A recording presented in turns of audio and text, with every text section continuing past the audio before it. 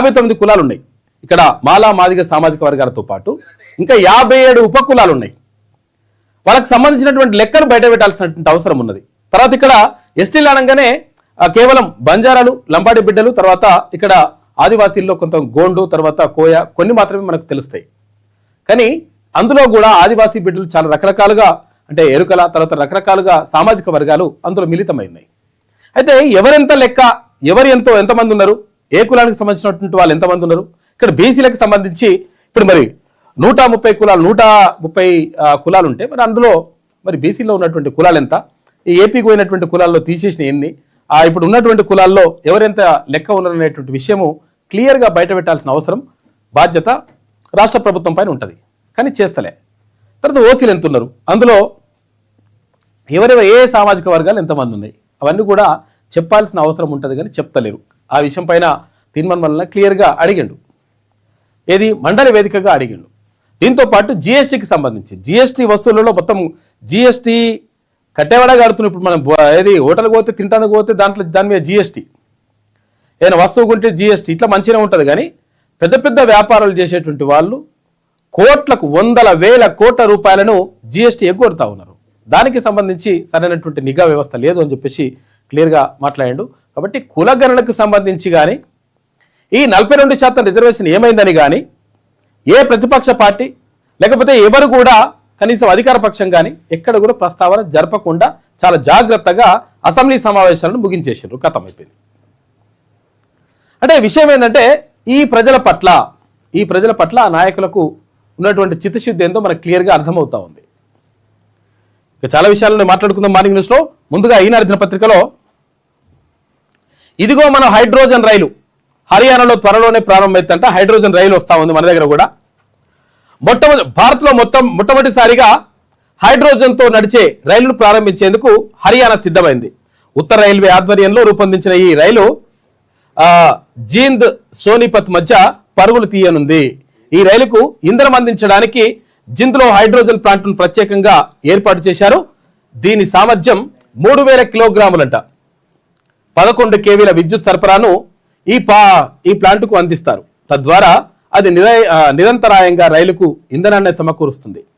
ఈ ప్రాజెక్టును సమీక్షించేందుకు హర్యానా ప్రభుత్వ ప్రధాన కార్యదర్శి అనురాగ్ రస్తోగి, దక్షిణ హర్యానా బిజ్లీ వితరణ్ నిగమ్ కు చెందినటువంటి అధికారులతో సమావేశమైన ప్రస్తుతం చివరి దశ పనులు కొనసాగుతుండగా త్వరలోనే దీన్ని ప్రారంభించనున్నారని చెప్పి తెలుస్తా ఉంది. ఇదిగో హైడ్రోజన్తో నడిచేటువంటి రైలు అంట. చూసుకోయిగా ఆ రైలు కూడా మన దగ్గర వస్తూ ఉంది. హర్యానాలో త్వరలో ప్రారంభమవుతుంది. ఇక యూపీలో ఏది ఎస్ఐఆర్ కింద ఏది సమగ్ర ఓటర్ల సవరణకు సంబంధించి ఇందులో ఉత్తరప్రదేశ్లో భారతదేశంలో అత్యంత ఎక్కువ అసెంబ్లీ స్థానాలున్న, అత్యంత ఎక్కువ లోక్సభ స్థానాలు ఉన్నటువంటి రాష్ట్రం ఏదైనా ఉంది అంటే ఉత్తరప్రదేశ్, యూపీ. ఉత్తరప్రదేశే భారతదేశ ప్రధానిని నిర్ణయిస్తనేటువంటి ఒక చర్చ కూడా జరుగుతుంది. ఎందుకంటే అక్కడ 80 స్థానాలు ఏది లోక్సభ స్థానాలు ఉన్నాయి, ఎంపీ సీట్లు ఉన్నాయి. అక్కడ లోక్సభ ఎంపీలు 80 మంది. తర్వాత ఇక్కడ అసెంబ్లీ స్థానాలు కూడా 400 పై చిలుకు అసెంబ్లీ స్థానాలు అక్కడ ఉంటాయి. కాబట్టి అక్కడ దానికి సంబంధించి ఈ సర్క్ సంబంధించి అక్కడ మొత్తం కూడా చేపడతా ఉన్నారు. ఇందులో భాగంగా 2 లక్షలు కాదు, 2,89,00,000 ఏది ఓట్లను తొలగించిండ్రు. ఏంది కారణం ఏంటంట? ఈ 2,89,00,000 ఓట్లు ఎవరి అంట అంటే రకరకాలుగా, కొంతమంది చనిపోయిన వాళ్ళే, కొంతమంది ఇక్కడ నుంచి వలస వెళ్ళిన వాళ్ళే, కొంతమంది డబుల్ ఓట్లు ఉన్న వాళ్ళే, ఇట్లా రకరకాలుగా పేర్లు చెప్పేసి 2,89,00,000 ఓట్లని తీసేసిండ్రు. దానికి సంబంధించి వార్త కనిపిస్తూ ఉంది. తర్వాత పేరు తప్పుగా ఉంటే కూడా వేసిండ్రట. కొంతమంది సవరించుకోవచ్చు, కొంతమంది మళ్ళీ అప్లై చేసుకోవచ్చు చెప్తా ఉన్నారు. ఏదేమైనప్పటికీ ఇట్లా తీసేసారు అనమాట. సవరించిన ముసాయిదా జాబితా విడుదల చేసిండ్రు. ఉత్తరప్రదేశ్లో ఓటర్ జాబితా ప్రత్యేక సమగ్ర సవరణ అనంతరం ఓటర్ ముసాయిదా జాబితాను ప్రధాన ఎన్నికల అధికారి నవదీప్ రినవా మంగళవారం విడుదల చేశారు. మొత్తం 12.55 కోట్ల మంది, 12,55,00,000 మంది ఉన్నారు. అక్కడ మందిని ముసాయిదా ఓటర్ల జాబితాలో చేర్చారు.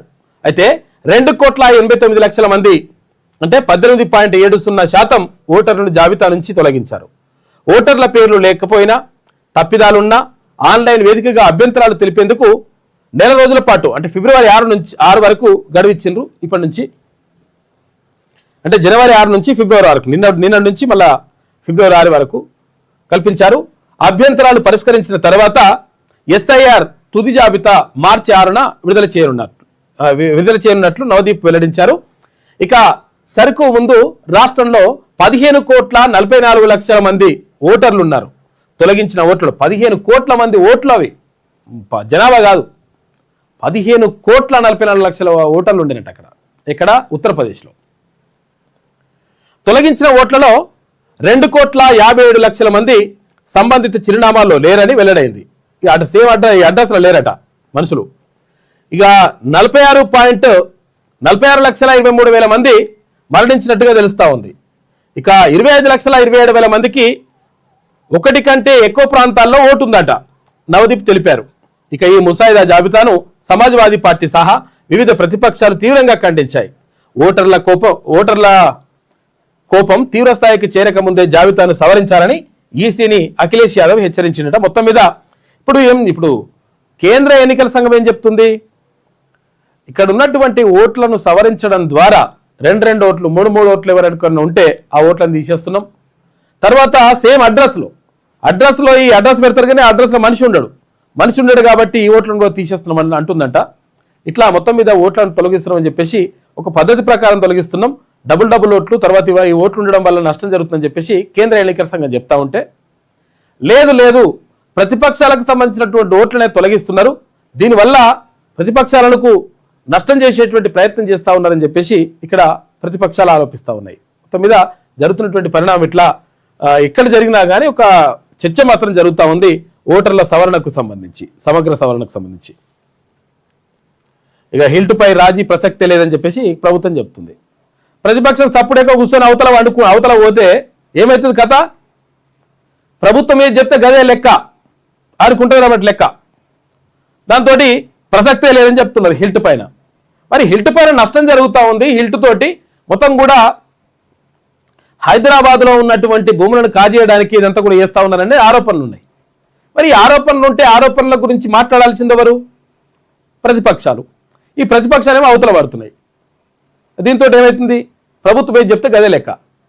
నిన్న అంతో ఇంతో ఇంకా భారతీయ జనతా పార్టీ అది ఎమ్మెల్యేలు, తర్వాత ఇక్కడ లెఫ్ట్ పార్టీలకు సంబంధించి అక్కడ ఎమ్మెల్యేలు ఒక్కరే ఉన్నట్టున్నారు.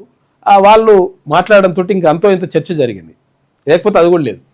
ఇవాళ కూడా చర్చ ఉండే, మరి ఇవాళ కూడా లేకుండా నిన్న నిరవధికంగా వాయిదా వేసి పడేశారు. ప్రతిపక్షాలు కోరితే విచారణకు సిద్ధం. 2014 నుంచి హిల్ట్ పాలసీ వరకు ఏ ఏజెన్సీతోనైనా దర్యాప్తు చేయిస్తాం. శాసనసభలో ఉప ముఖ్యమంత్రి భట్టి విక్రమార్క సభ నిరవధికంగా వాయిదా వేసిండ్రు. హైదరాబాద్ మహానగరంలోని కాలుష్య కారక పరిశ్రమల్ని ఓఆర్ఆర్ బయటకు తరలించే విషయంలో ఎలాంటి అనుమానాలకు తావు లేదని ఉప ముఖ్యమంత్రి మల్లు భట్టి విక్రమార్క స్పష్టం చేశారు. హిల్ట్ పాలసీ విషయంలో రాజీ ప్రసక్తే లేదని ప్రకటించారు. శాసనసభలో మంగళవారం తెలంగాణ రైజింగ్ హిల్ట్ పాలసీపై చర్చ సందర్భంగా ఆయన మాట్లాడారు. ఓఆర్ఆర్ చుట్టూ 842 ఎకరాల పారిశ్రామిక భూముల్ని ఇప్పటికే సేకరించామని, మరో 10,000 ఎకరాలకు పైగా అందుబాటులోకి తీసుకొస్తున్నట్లు వెల్లడించారు. అయితే హిల్ట్ పాలసీ విషయంలో ప్రతిపక్షాలు ఏవైనా ప్రభుత్వానికి లేఖలు రాస్తే ఎలాంటి విచారణకైనా సిద్ధమన్నారు. 2014 నుంచి ఇప్పటి వరకు హిల్ట్ పాలసీ ఏ ఏజెన్సీతోనైనా విచారణ జరిపిస్తామని స్పష్టం చేసిండు. ఇక హైదరాబాద్ మనుగడకే ఈ నిర్ణయం. ప్రపంచంలో అత్యధికంగా అభివృద్ధి చెందుతున్న 10 నగరాల్లో హైదరాబాద్ ఒకటి. ప్రస్తుతం ఢిల్లీలో ఎయిర్ క్వాలిటీ ఇండెక్స్ భయంకరంగా అంటే 628గా ఉంది. హైదరాబాద్లో 202గా ఉంది. కాలుష్య నివారణ, ఖజానాకి ఆదాయం, పరిశ్రమలు దృష్టిలో ఉంచుకొని ప్రభుత్వం నిర్ణయం తీసుకుంటుందని చెప్పేసి ప్రభుత్వం చెప్పుకొస్తా ఉంది. మేము చేసిన పాలసీ మంచిగా ఉందని. కనీసం దాన్ని వ్యతిరేకించే ఉండాలి కదా, మరి వ్యతిరేకించుంటే లేడు ఆయన మనుషులు. హిల్ట్ పాలసీ ప్రకటించగానే భూములు అమ్మడానికి పెట్టి 5 లక్షల కోట్ల రూపాయల కుంభకోణం చేస్తున్నారంటూ ప్రధాన ప్రతిపక్షం ఆరోపించింది. ఇక ఆరోపించిన వారు మాత్రం వాకౌట్ చేసి వెళ్ళారు. చూసినావా, ఆరోపిస్తే అవతల వాడితే ఏం కావాల పరిస్థితి? మరి సభ నుంచి పారిపోయి ప్రజల్ని తప్పుగా పట్టిస్తున్నారని చెప్పేసి భట్టి విక్రమార్క అంటున్నాడు. ఇక తర్వాత దావోస్కి వెళ్తా ఉన్నారు ముఖ్యమంత్రి, తర్వాత కొంతమంది మంత్రులు వీళ్ళందరూ కలిసి టీము ఆ పెట్టుబడులకు సంబంధించి ఎంత ప్లాన్ చేసుకోమని చెప్తా ఉన్నారు ఇక్కడ మంత్రి శ్రీధర్ బాబు. దావోస్ ఒప్పందాల్లో 60% కార్యరూపం. ఇక $3 ట్రిలియన్ ఆర్థిక వ్యవస్థ అసాధ్యం కాదు మంత్రి శ్రీధర్ బాబు అంటున్నాడు.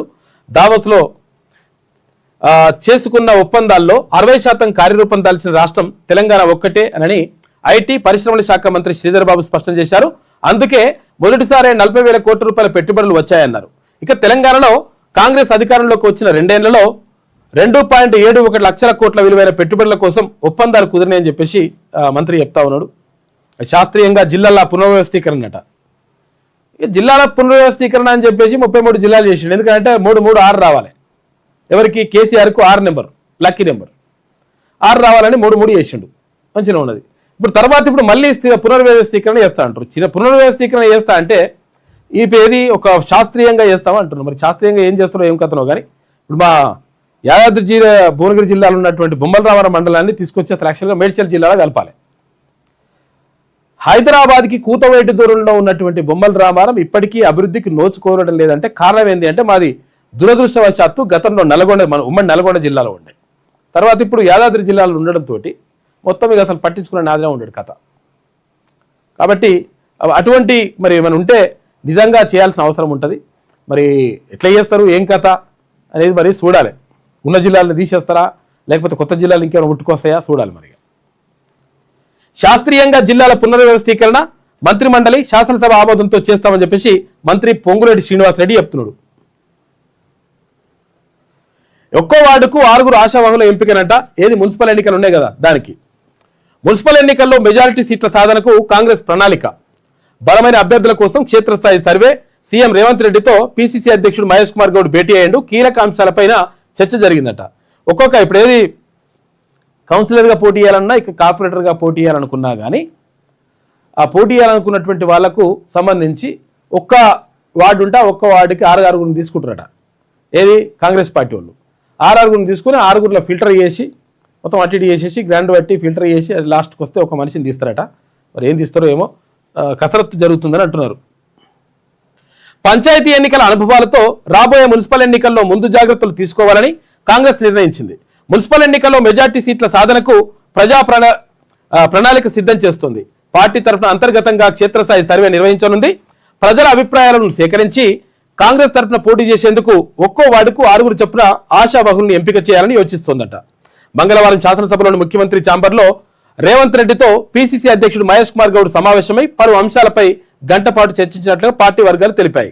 ప్రధానంగా ఈ నెల 8న గాంధీ భవన్లో జరిగేటువంటి పిసిసి విస్తృత స్థాయి సమావేశంలో చర్చించాల్సిన అంశాలపై నేతలు మాట్లాడుకున్నట్లు సమాచారం. మహాత్మా గాంధీ గ్రామీణ ఉపాధి హామీ పథకం పేరును కేంద్ర ప్రభుత్వం మార్చడం పైన కూడా కాంగ్రెస్ తరఫున రాష్ట్రంలో ఒక ఉద్యమం తీసుకురావాలని చెప్పేసి అనుకుంటున్నట. దానికి సంబంధించి మాట్లాడుకున్నారు. పార్టీకి సంబంధించి నిజామాబాద్ జిల్లాకు ఇంటిగ్రేటెడ్ పాఠశాల కళాశాల మంజూరు చేయాలంటూ సీఎం రేవంత్ రెడ్డికి వినతి పత్రం అందజేస్తున్న మహేష్ కుమార్ గౌడ్, సూర్యనారాయణ గుప్తా ఎమ్మెల్యే. ఇక 19 నుంచి సీఎం రేవంత్ రెడ్డి దావోస్ పర్యటన ఉంటుందంటే దావోస్ నుంచి తర్వాత అమెరికాకి వెళ్ళి ఆ తర్వాత ఇక్కడికి వస్తాడు. ఫిబ్రవరిలో వస్తారు ఇక్కడికి, ఫిబ్రవరి 1st 2nd.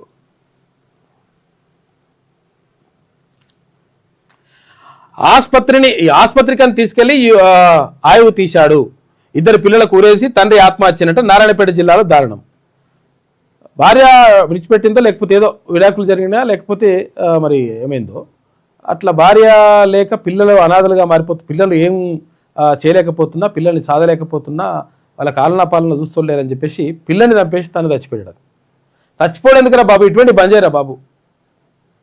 చచ్చిపోతే పెద్ద మునగాళ్ళు చచ్చిపోతే ఇట్లా ఏమవుతుంది మొత్తం అట్లా అయ్యో పాపం అనుకుంటారు. అయ్యో పాపం బీపం ఏమో అన్నారు ఒకడు. చచ్చిపోవడం తప్పు. బతుకున్నంత కాలం బతుకుండాలి. అంటే సహజ మరణం రావాలి కానీ ఇట్లా బిరేసుకొని చచ్చిపోడేంద్ర బాబు, పిచ్చియాతలు కాకపోతే. కవిత రాజీనామాకు మండలి చైర్మన్ ఆమోదం చెప్పిండు. ఇక కవిత రాజీనామా చేస్తున్నా ఇట్లా అని చెప్పేసి అంటే ఆమెకు ఓకే అయిపోయిందంట. చూసుకో అమ్మ ఒకసారి ఆలోచించుకో అని అన్నాడు. లేదు సార్ అన్నాడంట ఆమె. ఓకే రైట్ అని చెప్పేసి సంతకం పెట్టేసి ఓకే చేసిండు. ఇక వంట చేయకపోవడం క్రూరత్వం కాదు, ఈ కారణంగా విడాకులు కుదరదు. భర్త అప్పీలును కొట్టేసింది హైకోర్టు. ఏమైందంట, వంట చేస్తలేదు మరి భార్య, వంట చేస్తలేదు కాబట్టి ఇది క్రూయల్గా ఆమె వ్యవహరిస్తూ ఉంది, కాబట్టి నాకు విడాకులు కావాలని పోయిండట కోర్టుకు. ఎవరు? ఒక భర్త. పోతే అట్టెట్లయితే ఇప్పుడు వంట రావాలనే రూల్ లేదు కదా, మరి వంట చేయకపోతే క్రూరత్వం ఎట్లయితుంది, కాబట్టి ఇట్లా విడాకులు ఇవ్వడం కుదరదు అని చెప్పేసి చెప్పిందట హైకోర్టు. ఇక రోడ్లపై భద్రత దారి తప్పొద్దు. ఈనాడుతో ఐఐటి ఖరగ్పూర్ ఆచార్యులు భార్గవ్ మైత్రా మాట్లాడిండు. రహదారులు వాహనాల కోసమే కాదు, అవి అందరి కోసమని గుర్తిస్తే ప్రమాదాలు తగ్గుతాయి. అంటే బాటసార్లకు కూడా ఉండాలి, రహదారులు అందరికీ ఉపయోగపడతాయి కదా.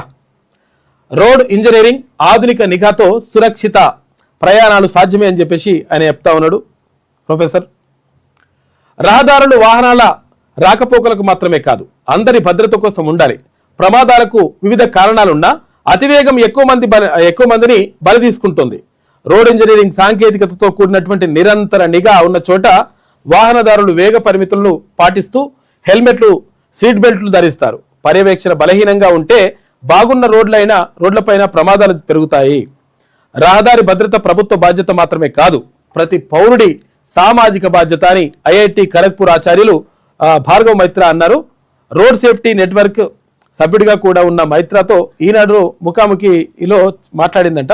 మాట్లాడితే ఆయన చాలా విషయాలు చెప్పిండు. అయితే ఇక ఇష్టం వచ్చినట్టుగా పోతుంటారు కొంతమంది, ఆగం జగన్నాథం, ఇక నాకేమైంది, నేను ఎట్లా పోతున్నా మీకేందని చెప్పి అన్నట్టుగా ఉంటుంది కొంతమంది కథ. దాంతో ఇక తప్పకపోతే జస్ట్ ఇట్లయితే యాక్సిడెంట్ అయిపోయి ఆగం అవుతుండే కథ అంతా కూడా. సౌండ్ పెట్టదు, ఏం గుద్దుకో రైట్. ఇగో ఇట్లా ఏమవుతుందంటే ఇష్టం వచ్చిన స్పీడ్ పోతుంటారు, ఆగమాగం చేస్తుంటారు, ఇవన్నీ చేస్తుంటారు అనమాట. చేస్తే దానివల్ల అంటే మందు తాగి నేను స్పీడ్ పోతా అంటారు, పీకేది ఉన్నారా బాబు, ఏం పీక్తాం పెద్దగా, ఇట్లా దొక్కితే పోతుంది అది. ఇట్లా అంటే ఎక్సిలేటర్ ఇస్తే ఉరుకుతుంది. దానికి ఏదో ఈయననే పోతు మునగాడైనట్టుగా నేనే మస్తు స్పీడ్ పోతాను, డ్రుయ్యి పోదురా బాబు. కొంతమంది ఇక పూరలు ఉంటారు, పిల్లలు ఉంటారు, అమ్మాయిలు కనిపిస్తే వాడు ఎక్కువ స్పీడ్ పోతాడు. అరే బాబు, అమ్మాయి కోన నువ్వు కనిపించాలనుకుంటే జర మెల్లే పోతే కనిపించాలని కనిపిస్తుంది, అని చూస్తుంది. అరే పిల్లగాడు పోతున్నట్టు అనుకుంటుంది. నువ్వు రప్పున పోతే రావమ్మ మెరుపు దగ్గర రా అన్నట్టు రప్పున ఇట్లా పోతే నువ్వు కనిపించవు. కాబట్టి నేను ఏమంటానంటే ఎక్కువ అత్యధిక వేగంతో పోవడం, ఏదో మొత్తం అయిపోయింది, మొత్తం జరిగిపోయిందని అంటే లాస్ట్ నీ జీవితమే పోతుంది. ఇలా జీవితం పోతే దాన్ని మనం తెచ్చుకోవడం కష్టం. కాబట్టి జాగ్రత్తగా వెళ్ళాలి. ఎంత మోతాదులో స్పీడ్ వెళ్తే అంత మంచిదో దాన్ని జాగ్రత్తగా వెళ్తేనే మంచిగా ఉంటుంది.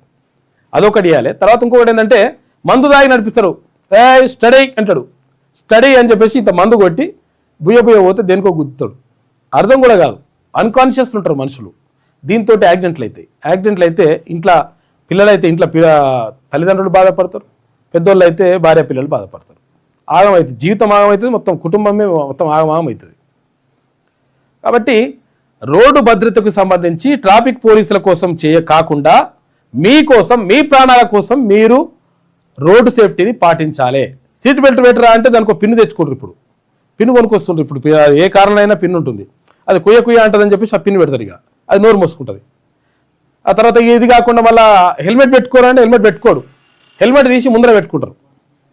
హెల్మెట్ తీసి ముందర పెట్టుకొని ఏం చేస్తాడు, ఇక బుయ్య పోతాడు. ఈయన ఒకవేళ ఏమైనా ట్రాఫిక్ పోలీసు కనిపిస్తే హెల్మెట్ ఇట్లా పెట్టుకుంటాడు, లేకపోతే మళ్ళీ ఇట్లా తీసేస్తుంటాడు.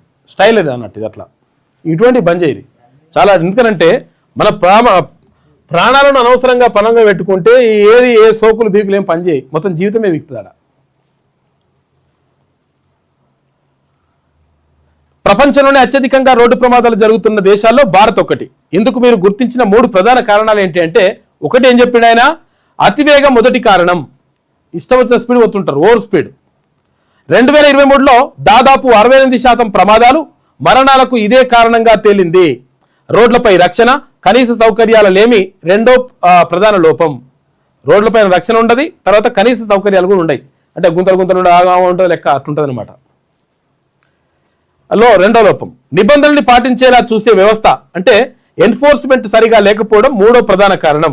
చాలా రోడ్లపై పాదచారులు నడవడానికి, సైకిళ్లను తొక్కడానికి సరైన సౌకర్యాలు లేవు. అంటే ప్రత్యేకంగా ఇక్కడ వాకర్స్కి ప్రత్యేకంగా ఉండాలి ట్రాక్స్, అవి ఉండవు కొన్ని చోట్ల.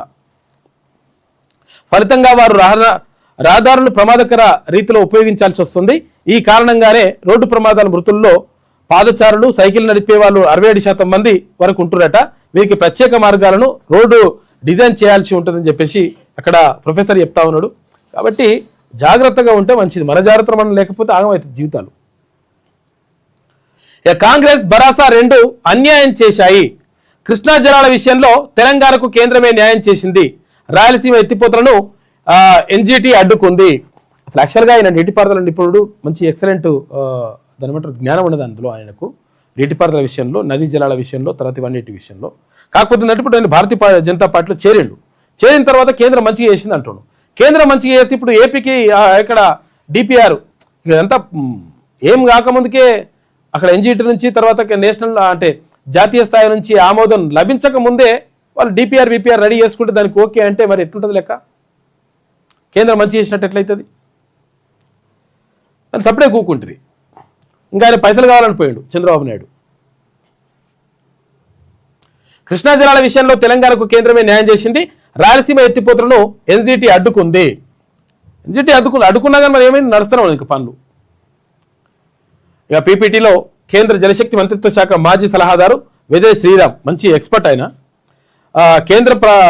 తెలంగాణ పక్షాన ఉంది అని చెప్పేసి భారతీయ జనతా పార్టీ రాష్ట్ర అధ్యక్షుడు రామచంద్రరావు అంటున్నారు.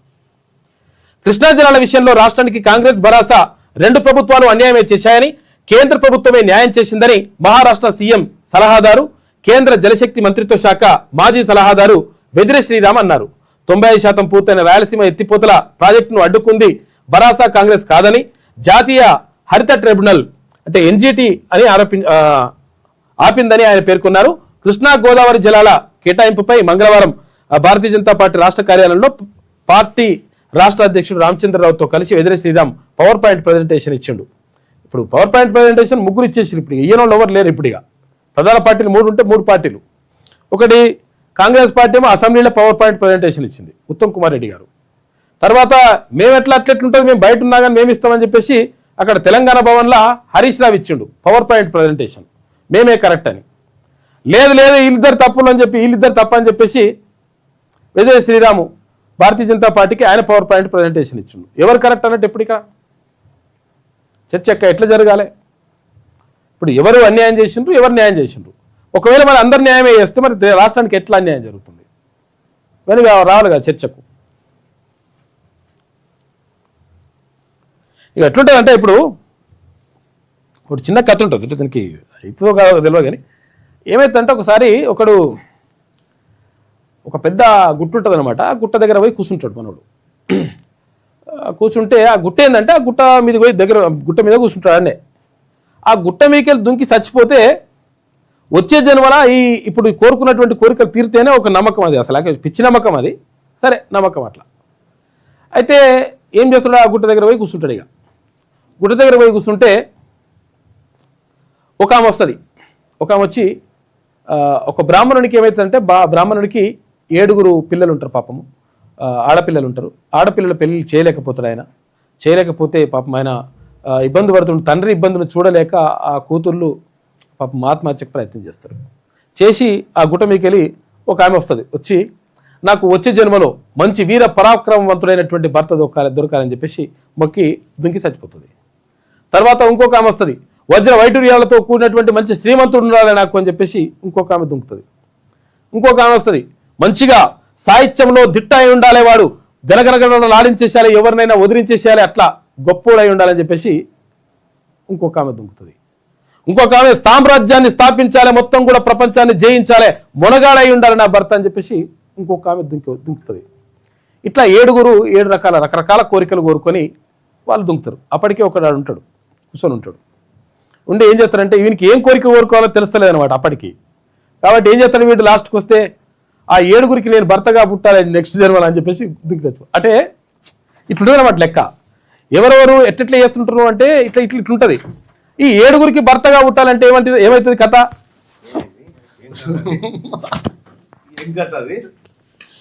అయితే మీరు పెట్టుకోండి. 7 నేను భర్తగా పుట్టాలని వచ్చే జన్మలో అట్లా పుట్టాలని చెప్పేసి వాడు దుంకుతాడు. అంటే ఏమవుతుందంటే ఒక 7 కూతుర్లు ఉంటారు ఎవరికి, మా బ్రాహ్మణునికి ఉంటే పాపం ఆయన పరిస్థితి బాగుండదు, ఆర్థికంగా లేక వాళ్ళ పెళ్ళిళ్ళు కూడా చేయలేకపోతాడు ఆయన. చేయలేకపోతే ఒక గుట్టు ఉంటుంది, గుట్టు ఉంటుంది. అయితే అది మూఢనమ్మకమే అయి ఉండొచ్చు, కానీ ఆ గుట్ట మీకెళ్ళి దుంకి చచ్చిపోయేటప్పుడు ఏది కోరుకుంటే వచ్చే జన్మలో అది జరుగుతుందని అట్లా నమ్మకం ఉంటుంది. ఒక ఆమె పోతుంది, పోయి నాకు బాగా వీర పరాక్రమవంతుడైనటువంటి భర్త దొక్కాలి నెక్స్ట్ జన్మలో అని చెప్పేసి దుంకుతుంది. తర్వాత ఇంకొక ఆమె ఏం చేస్తుంది, వజ్ర వైటూర్యాలు ఉండాలి, వాడు మొత్తం శ్రీమంతుడై ఉండాలి, మొత్తం ఫుల్ సంపన్నుడై ఉండాలి అని చెప్పేసి ఆమె దుంకుతుంది. ఇంకొకడు వస్తాడు, మొత్తం ఇంకొక ఆమె వస్తుంది, వచ్చేసి మొత్తం సామ్రాజ్యాన్ని అంతా విస్తరించాలి, వాడు గొప్ప రాజు అయి ఉండాలి అని చెప్పేసి ఇంకొక సాహిత్యంలో మంచిగా ఇట్లా దిట్ట అయి ఉండాలి, గడగడ రాడించేసేయాలి మొత్తం అని చెప్పేసి ఇంకొక ఆమె. ఇట్లా 7 కోరికలు, రకరకాల కోరికలు, పెద్ద కోరికలు కోరుకుంటారు. అప్పటికి కూడా ఆడ కూర్చుంటాడు. కూర్చొని వీనికి ఏంటంటే వీడు కూడా దుంకాలే వచ్చిండు, వానికి ఏం కోరుకోవాలో కూడా అర్థమైతలేదు. అయితే ఏం చేస్తాడు, వీడేం చేస్తాడు, ఈ 7 భర్తగా పుట్టాలని దుంకుతారు వీడు. రైట్. అయితే ఇప్పుడు బీఆర్ఎస్ మేమే మంచి కరెక్ట్, అది కాంగ్రెస్ ఏమో మేమే కరెక్ట్ అని చెప్పి వాళ్ళు చెప్పిండ్రు ఏడా అసెంబ్లీలో. బీఆర్ఎస్ ఏమో హరీష్ రావు చెప్పిండు ఆయన తెలంగాణ భవన్ లో. అట్టెట్లయితే మీ ఇద్దరు తప్ప అని చెప్పేసి వీళ్ళు చెప్పారు. ఇప్పుడు మరి తప్పైతే సరిదిద్దాలి కదా. ఇప్పుడు కేంద్రంలో అధికారంలో ఉన్నటువంటి భారతీయ జనతా పార్టీ సరిదిద్దాలిగా. ఈ మూడే అదే 3 తిలా పాపం తలా పిడికెడు అన్నట్టు కృష్ణా గోదావరి విషయంలో వీళ్ళ 3 పాపాలు ఉన్నాయి, ఒక్కనే కాదు 3 పాపాలు. అందరు కరెక్ట్ అయితే ఎవరో ఒక కరెక్ట్ అయినా కానీ రాష్ట్రానికి మంచి జరగాలి. జనమే ఇప్పుడు నష్టమే జరిగింది. జనం దొంగలు వీళ్ళ లెక్కల ప్రకారం. అయితే సోదరులారా, ఒక కీలకమైనటువంటి విషయం, తెలంగాణ రాష్ట్రంలో బీసీలకు జరిగినటువంటి అన్యాయం ఏదైతే ఉందో బడ్జెట్ విషయంలో ఈ దొంగ కాంగ్రెస్ ప్రభుత్వం మోసం చేసింది కదా. ఈ నేపథ్యంలో కామారెడ్డి డిక్లరేషన్ ఇచ్చినటువంటి హామీని అమలు చేయాలని చెప్పి డిమాండ్ చేస్తూ ఇవాళ అన్ని మండలాల్లో తహసీల్దార్లకు వినతి పత్రాలను అందజేసేటువంటి కార్యక్రమాన్ని చేపట్టడం జరిగింది. ఈ వినతి పత్రాన్ని మీరు ఇక్కడ పెట్టు డిస్క్రిప్షన్ లో పెడితే డౌన్లోడ్ చేసుకొని ప్రింట్ తీసుకుంటారు. ఇది ఎస్సీ ఎస్టీ సప్లాన్ మాదిరిగానే మా బీసీలకు కూడా సప్లాన్ అమలు చేయాలనేటువంటిది వినతి పత్రం తయారు చేసినాం. డిస్క్రిప్షన్ లో ఉంది. మీరు మీ మండలాల్లో ఉన్నటువంటి ఎంఆర్ఓకి ఇది సమర్పించండి. ఎంఆర్ఓలు, కలెక్టర్లు ఏది ఆ ప్రాంతం పేరు రాసేయండి. గౌరవనీయులైన తహసీల్దార్ గారికి, లేదంటే ఆర్డీఓ గారికి, లేదంటే కలెక్టర్ గారికి అని రాసేది. ఇందులో విషయం ఎస్సీ ఎస్టీ సప్లాన్ తరహాలోనే వెనుకబడిన తరగతులు అంటే బీసీ సమగ్ర అభివృద్ధి కోసం చట్టబద్ధమైన బీసీ సప్లాన్ అమలు చేయాలని తెలంగాణ రాజ్యాధికార పార్టీ డిమాండ్ చేస్తోంది. ఆర్య తెలంగాణ రాష్ట్ర జనాభాలో సగానికి పైగా ఉన్న వెనుకబడిన తరగతుల సామాజిక ఆర్థిక స్థితిగతులు మెరుగుపడాలంటే వారికి ప్రత్యేక బడ్జెట్ మరియు చట్టపరమైన రక్షణ అవసరమని తెలంగాణ రాజ్యాధికార పార్టీ బలంగా విశ్వసిస్తోంది. ఎస్సీ ఎస్టీలకు అమలవుతున్న సప్లాన్ తరహాలోనే బీసీల కోసం కూడా ప్రత్యేక సప్లాన్ ను తక్షణమే ఏర్పాటు చేయాలని మా పార్టీ తరఫున ఈ కింది డిమాండ్లను మీ ముందు ఉంచుతున్నాము. బీసీ సప్లాన్ ఎందుకు పెట్టాలని మేము డిమాండ్ చేస్తున్నామంటే తెలంగాణ ఏర్పడ్డ నాటి నుండి ఇప్పటి వరకు బీసీల కోసం బడ్జెట్ కేటాయించి ఖర్చు చేయకుండా ఈ ప్రభుత్వాలు మిగిల్చుకున్నాయి. వాటి లెక్కలు ఈ కింది విధంగా ఉన్నాయి. 2014 నుంచి 2024 వరకు బడ్జెట్ లో బీసీల కేటాయింపులు, ఖర్చులు, మిగులు వివరాలు ఇగో ఈ విధంగా ఈ సంవత్సరంలో ఇంత కేటాయించారు, ఇంత ఖర్చు పెట్టిరు, ఇంత మిగిల్చుకున్నారు. సో ఇట్లా బడ్జెట్ మిగిల్చుకున్నారు. కాబట్టి కామారెడ్డి డిక్లరేషన్ ప్రకారం బీసీలకు ప్రతి బడ్జెట్ లో 20,000 కోట్లు కేటాయిస్తామని కాంగ్రెస్ పార్టీ హామీ ఇచ్చింది. ఆ హామీ ప్రకారమే మా పార్టీ తరఫున మేము అడుగుతున్నాం. మా డిమాండ్లు బడ్జెట్ కేటాయింపులు రాష్ట్ర బడ్జెట్ లో బీసీల జనాభా నిష్పత్తికి అనుగుణంగా కనీసం 50% పైగా నిధులు కేటాయించాలి. సప్లాన్ కు చట్టబద్ధత, కేటాయించిన నిధులు పక్కదారి పట్టకుండా ఆర్థిక సంవత్సరం ముగిసినా ఆ నిధులు బీసీల కోసమే వినియోగించేలా సప్లాన్ కు చట్టబద్ధత కల్పించాలి. విద్యారంగం బీసీ విద్యార్థుల కోసం ప్రతి మండలంలో బహుజన గురుకుల పాఠశాలలు, కళాశాలలు ఏర్పాటు చేయాలి. విదేశీ విద్యానిధి పథకాన్ని మరింత సరళతరం చేయాలి. ఆర్థికాభివృద్ధి, నిరుద్యోగ బీసీ యువతకు మరియు కుల వృత్తుల వారికి ఎటువంటి షరతు లేకుండా సబ్సిడీతో కూడిన రుణాలు మంజూరు చేయాలి. బీసీ గణన, రాష్ట్రంలో బీసీల సామాజిక ఆర్థిక స్థితిగతులపై ప్రభుత్వం చేసిన సమగ్ర కుల గణన నివేదిక బయట పెట్టాలి.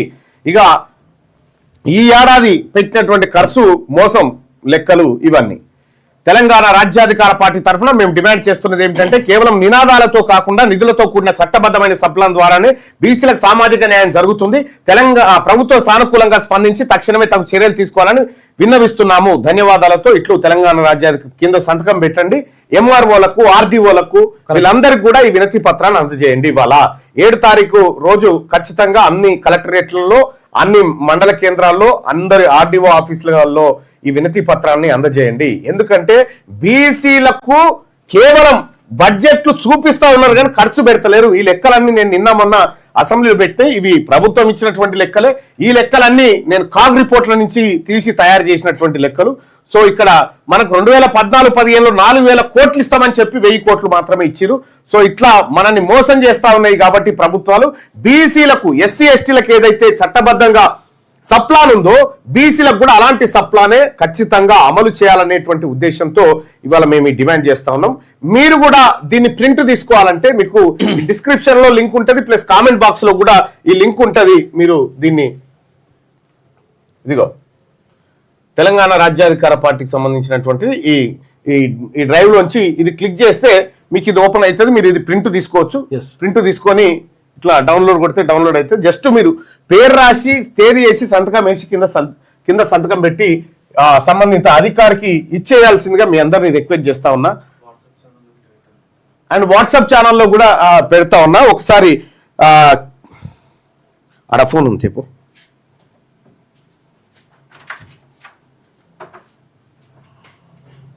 తెలంగాణ రాజ్యాధికార పార్టీ వాట్సాప్ ఛానల్లో కూడా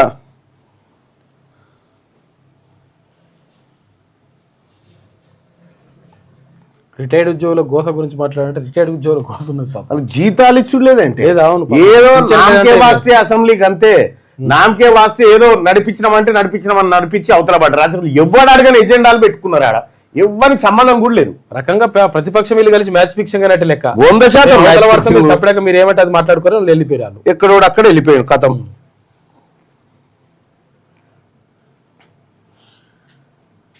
వాట్సాప్ ఛానల్లో కూడా ఎమ్మెల్యేని గెలిపించి పంపించింది, అడిగి పోయి మాట్లాడరా నాయన మా గురించి అని చెప్పేసి అడిగితే వీళ్ళేమో అవతల పడ్డారు.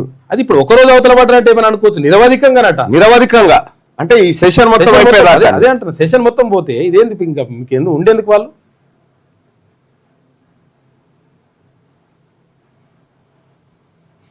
నిరవధికంగా బైకాట్ చేస్తున్నామని ఇంకా వీళ్ళు చెప్పాల్సింది చెప్పుకొని దెబ్బ కొట్టి బయటపడరు వాళ్ళు.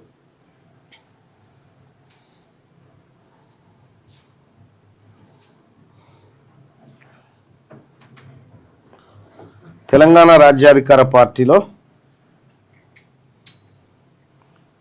వాట్సాప్ ఛానల్లో ఇది పెట్టడం జరుగుతూ ఉంది. ఇక్కడ నుంచి కూడా మీరు తీసుకోవచ్చు.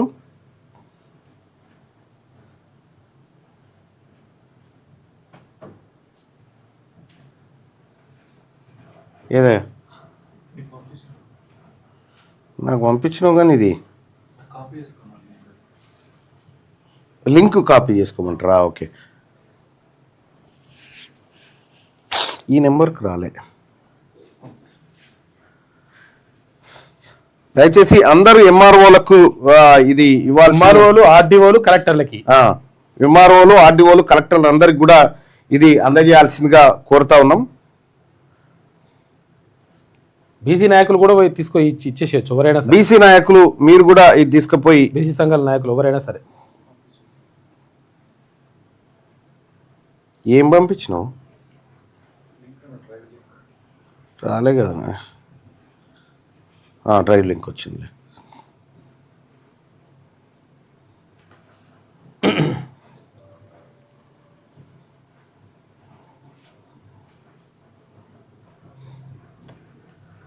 తెలంగాణ రాజ్యాధికార పార్టీ వాట్సాప్ ఛానల్ ఉంటుంది. వాట్సాప్ ఛానల్ మీరు ఇక్కడ చూడొచ్చు. ఇగో తెలంగాణ రాజ్యాధికార పార్టీ అని వాట్సాప్ ఛానల్ ఉంటుంది. తెలంగాణ రాజ్యాధికార పార్టీ, ఇందులో ఈ లింకును కూడా పెట్టడం జరిగింది. ఈ ఛానల్ను ఫాలో కండి. ఇందులో ఎప్పటికప్పుడు అప్డేట్స్ మీకు అందుబాటులో ఉంటాయి. ఇవాళ తెలంగాణ రాష్ట్రంలో బీసీలకు జరుగుతున్నటువంటి అన్యాయం పైన తెలంగాణ రాజ్యాధికార పార్టీ మరియు బీసీ నాయకులమంతా కూడా ఇలా మండల కార్యాలయాల్లో ఉన్నటువంటి ఎంఆర్ఓలకు వినతి పత్రం సమర్పించే కార్యక్రమాన్ని తలపెట్టినాం. సో అందరూ కూడా దయచేసి బీసీ సోదరులారా అందరూ కూడా ఈ కార్యక్రమాన్ని విజయవంతం చేయాల్సిందిగా రిక్వెస్ట్ చేస్తా ఉన్నా. ఈ మాట చెప్పడం కోసమే నేను రావడం జరిగింది. అలాగే ఈనాడు దినపత్రిక ఇదేనా? ఏ దాకా వచ్చినావు? అయిపోయింది, ఇది కూడా అయిపోయింది. అది అయిపోయిందా? అయిపోయింది. యూజీ కోసం యుఎస్ అమెరికాలో అండర్ గ్రాడ్యుయేట్ కోర్సులపై భారతీయ విద్యార్థుల ఆసక్తి. ఓపెన్ డోర్స్ నివేదికలో వెల్లడి. అమెరికా అధ్యక్షుడు ట్రంప్ భారత్ పై టారిఫ్ల మోత మోగించిన ఆ దేశంలో ఈ మధ్య కాలంలో సంబంధాలు కాస్త క్షీణించినా ఇప్పటికీ చదువుల కోసం అమెరికా వైపే చూసే యంగిస్తాన్ల సంఖ్య తగ్గడం లేదు. 2021-22లో 27,545 మంది. సో ఇట్లా మంది పోతూనే ఉన్నారు. మంది అక్కడ విద్యా సంస్థల్లో డిగ్రీ అండర్ గ్రాడ్యుయేట్ యూజీలో చేరగా 2024-25లో ఆ సంఖ్య 40,135కు పెరిగింది. అక్కడికి గీళ్ళ లెక్క ఉంటుందా, ఎంతమంది అండర్ గ్రాడ్యుయేట్ పోతున్నారో లెక్క ఉంటది కానీ గల్ఫ్ కార్మికులు ఎంతమంది పోయి పని చేస్తున్నారో లెక్కలేదు ఎవరి దగ్గర. ఇంజనీరింగ్ ఎంత, ఆడెంత, ఈడెంత, ఒమన్లు ఎంత ఉన్నారు, ఖతార్లు ఎంత ఉన్నారు, దుబాయ్లు ఎంత ఉన్నారు, సౌదీ అరేబియాలో ఎంత ఉన్నారు, ఇవి లేవు లెక్కలిగా. ఇవన్నీ ఈ లెక్కలిగా ఉత్తయే. ఇదే సుదీర్ఘకాలం సీఎం అభ్యర్థి కర్ణాటకలో సుదీర్ఘకాలం పాలించిన సీఎం గా సిద్ధరామయ్య రికార్డు. సిద్ధరామయ్య ఈయనేమో డికే శివకుమార్. ఇప్పుడు నెక్స్ట్ ఏంది? నెక్స్ట్ వెలుగా పొల్యూషన్ పై ఇంత నిర్లక్ష్యమా? ఢిల్లీ ఎయిర్ క్వాలిటీ కమిషన్ పై సుప్రీంకోర్టు ఆగ్రహం. ముందు కారణాలపై స్టడీ చేయండి, తర్వాత దీర్ఘకాలిక పరిష్కారాలను ఆలోచించాలని సూచన. టోల్ ప్లాజాల తరలింపుపై 2 నెలల గడువు కోరడంపై అసహనం. 2 వారాల్లో నివేదిక సమర్పించాలని ఆదేశం. పొల్యూషన్ కు కారణాలేంటో గుర్తించారా? ఈ విషయంపై పబ్లిక్ డొమైన్ లో ఎంతో సమాచారం ఉంది. నిపుణులు ఆర్టికల్స్ రాస్తున్నారు, ప్రజల అభిప్రాయాలు చెప్తున్నారు, మాకు మెయిల్స్ పంపుతున్నారు. హెవీ వెహికల్స్ వల్ల కాలుష్యం భారీగా ఏర్పడుతున్నది. దీన్ని ఎలా పరిష్కరిస్తారు? దీనిపై సమాధానం చెప్పేందుకు 2 నెలల గడువు కావాలని కోరడం సరికాదు. ఈ కేసును 2 వారాలకు మించి వాయిదా వేయలేం. ఇక ఈ అంశంపై నిరంతర ప్రాతిపదికన విచారణ చేపడతామని చెప్పి సుప్రీంకోర్టు చెప్పింది. ఢిల్లీ కాలుష్యం తోటి ఇక ఢిల్లీకి ఇంకో శత్రువే అక్కర్లేదు, అవసరం లేదు. పెద్ద పక్క రాష్ట్రం పక్క దేశం దండయాత్రలు చేయాల్సిన పని లేదు. కత్తులతో కాదురా, కంటి చూపుతో అన్నట్టు కాలుష్యంతో చంపేస్తా అని జరుగుతుంది ఉంది ఢిల్లీలో. అంతే. ఆసుపత్రిలో చేరిన సోనియా. కాంగ్రెస్ అగ్రనేత సోనియా గాంధీ సోమవారం ఢిల్లీలోని సర్ గంగారాం ఆసుపత్రిలో చేరారు. ఆమె కొంతకాలంగా దగ్గుతో బాధపడుతున్నారని డాక్టర్ తెలిపిరట. రెగ్యులర్ చెకప్ కోసం నిమిత్తం మాత్రమే ఆసుపత్రిలో అడ్మిట్ అయ్యారని చెప్పేసి అంటున్నారు వాళ్ళు.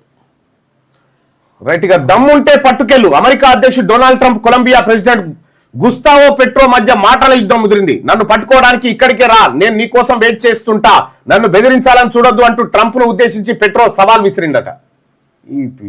ఉన్నతానుంటలేడా? హైదరాబాద్ ను కాపాడుకునేందుకు హిల్ట్ పాలసీ. పరిశ్రమలను ఓఆర్ఆర్ అవతలకు పంపేందుకు ఇక్కడ బతకలేం. ఈ వార్తలు ఏం చదువుతున్నాయి అన్ని తేగా అన్ని హిల్ట్ పాలసీ ఎందుకు వచ్చిరనేది ఇప్పుడు వీళ్ళు మాట్లాడాలి కదా. నువ్వే Telangana cricket double century. India domestic cricket లో మరో ఆనిముత్యం వెలుగులోకి వచ్చింది.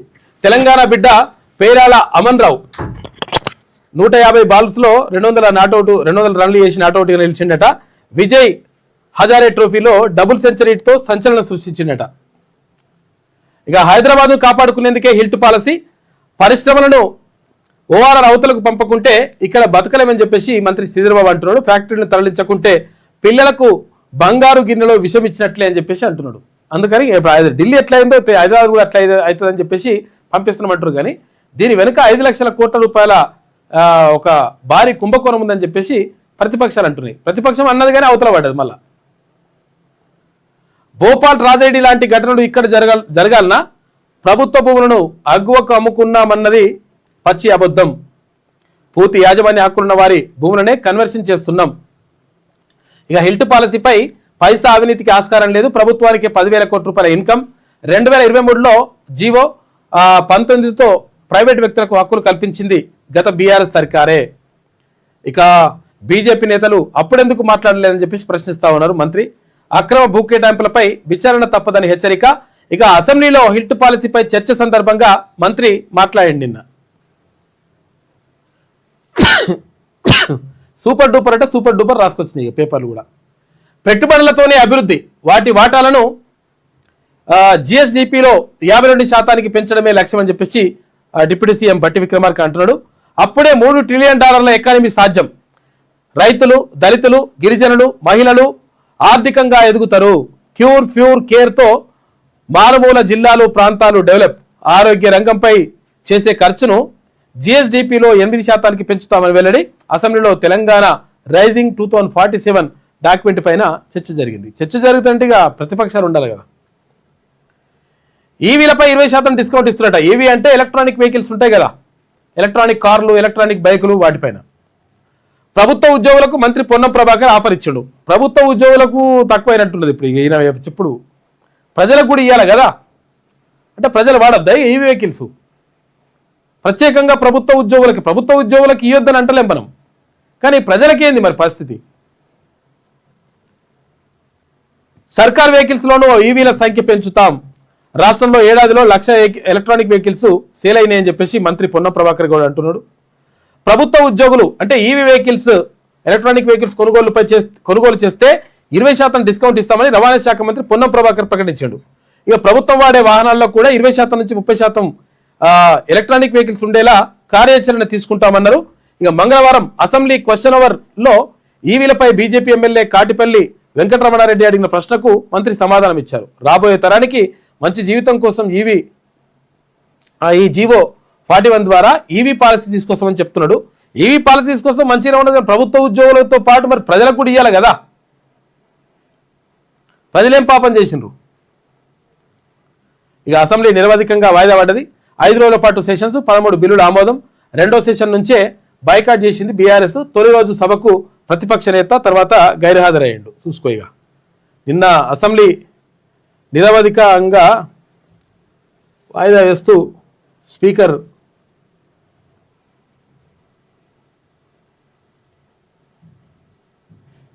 ఏది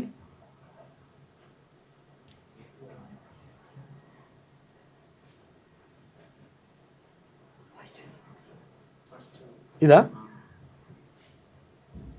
రైట్, దీనికి సంబంధించి నడుస్తూ ఉంది. తర్వాత ఇక సభ అయిపోయింది. ఇక అడియటానికి కూడా మెల్లగా అందరు అవతల పడ్డరు. జనం గురించి మరి పట్టించుకునేటోళ్ళు ఎవరు, జనం గురించి మాట్లాడేవారు అంటే ఎక్కడ కనిపిస్తలేని పరిస్థితి ఉన్నది. ఇగో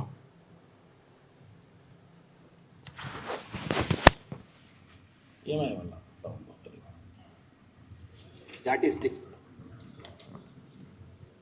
number of days for which the assembly sat 5 days, number of hours for which the assembly worked 40 hours 45 minutes, number of stars questions and stars orally 32, number of answers the stars questions placed on the table of the House on 06/01/2026 7.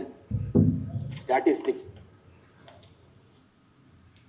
మొత్తం మీద 5 రోజుల పాటు 40 గంటల 45 నిమిషాల పాటు సభ జరిగింది, ఏది assembly జరిగింది. ఆ తర్వాత వాయిదా పడ్డదని చెప్పేసి స్పీకర్ గడ్డం ప్రసాద్ కుమార్ ఆయన నిన్న ప్రకటించిండు.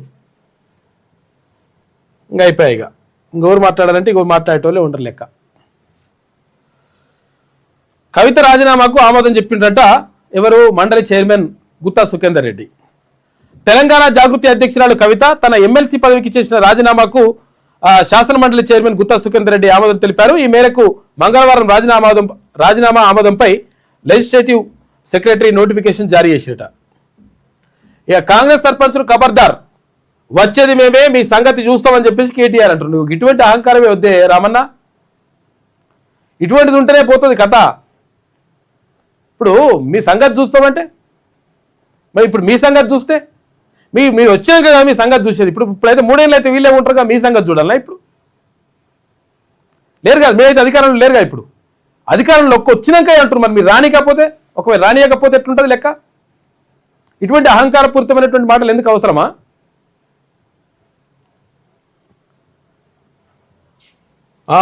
వాగు వంకలు తెలవని సీఎం కేసీఆర్కు నీళ్ల గురించి చెప్తాడా? అసెంబ్లీ గౌరవ సభ కాదు, కౌరవ సభ, బూతుల సభ అని ఫైర్ అయ్యాడు. ఇక మీరు మాట్లాడితే మంచిగా ఉంటుంది సంసారం, ఇక ఎదుటి మాట్లాడితే వ్యభిచారం అవుతుంది అన్నట్టు. బీఆర్ఎస్ సర్పంచులు ఇంట్లో వంటం అంటే నడవదని వ్యాఖ్య. మంచోడు చెడ్డోడని చూడొద్దు, కారు గుర్తుకే ఓటేయాలి, లంగలు దొంగలకి వేయాలన్నట్టు. కారు గుర్తులు ఎవడున్నా లంగలకైనా, దొంగలకైనా, రేపు చేసినోడికైనా, మర్డర్ చేసినోడికైనా, మానభంగాలు చేసినోడికైనా ఓటేయాలని చెప్తున్నాడు ఆయన. మేము మంచోని నిలబడితే మంచోనికి వేయాలని చెప్తున్నాడు. ఇట్లుంటుంది అన్నమాట. ఇటువంటి నాయకులు మనకు.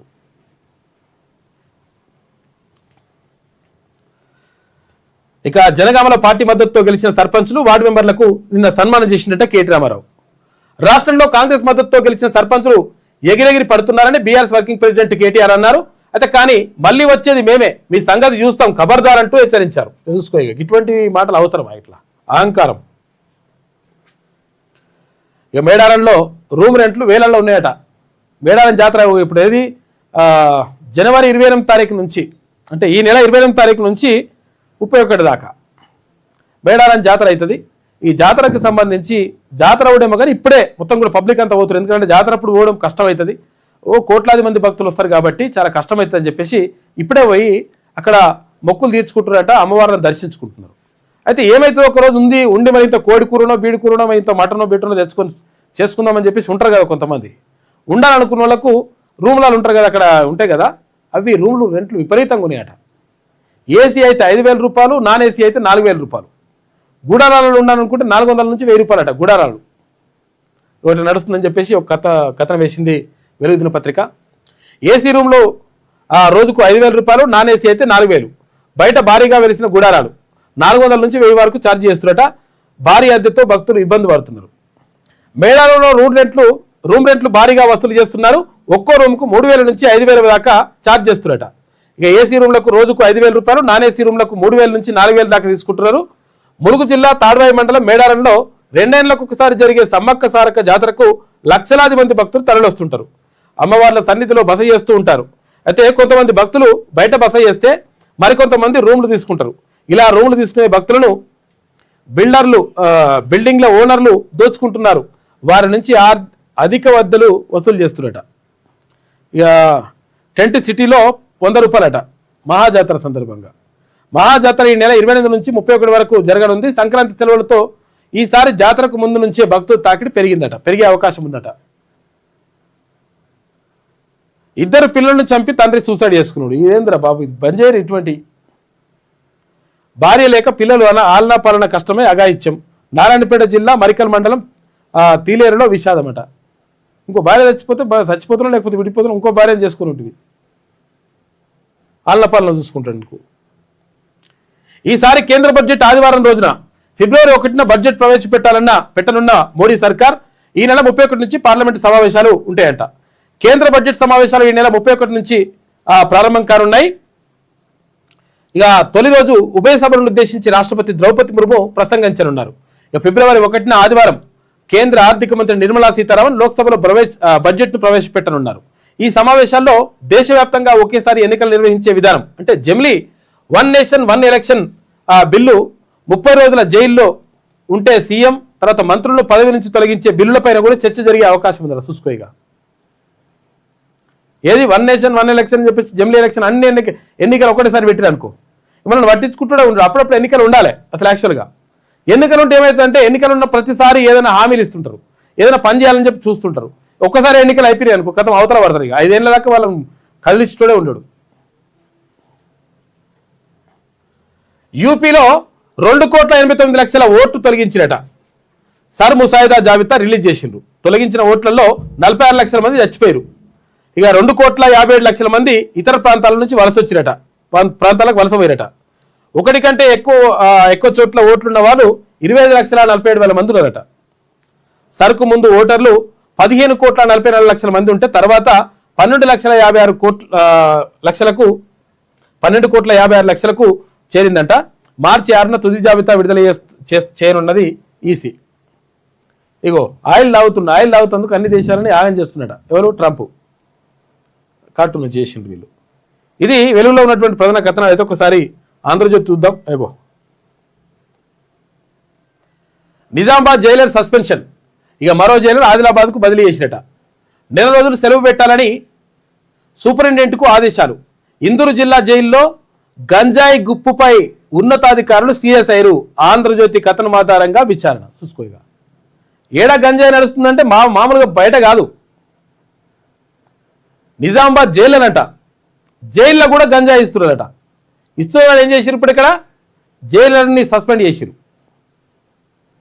ఇంకా మరో జైలర్కు ఆదిలాబాద్కు బదిలీ చేసిరు. ఇట్లాంటి లంగకత్ర పడుతున్నాడు. సూపరింటెండెంట్ కూడా 4 రోజులు సెలవు పెట్టి నువ్వు వెళ్ళిపో అని చెప్పిరట. గంజాయి అసలు యాక్చువల్గా ఏడన్నా తప్పేనా? జైళ్ళకు కూడా మీరు తీసుకుపోయి ఇస్తున్నారంటే ఎంత లంగ లెక్కలు చూడండి ఒకసారి.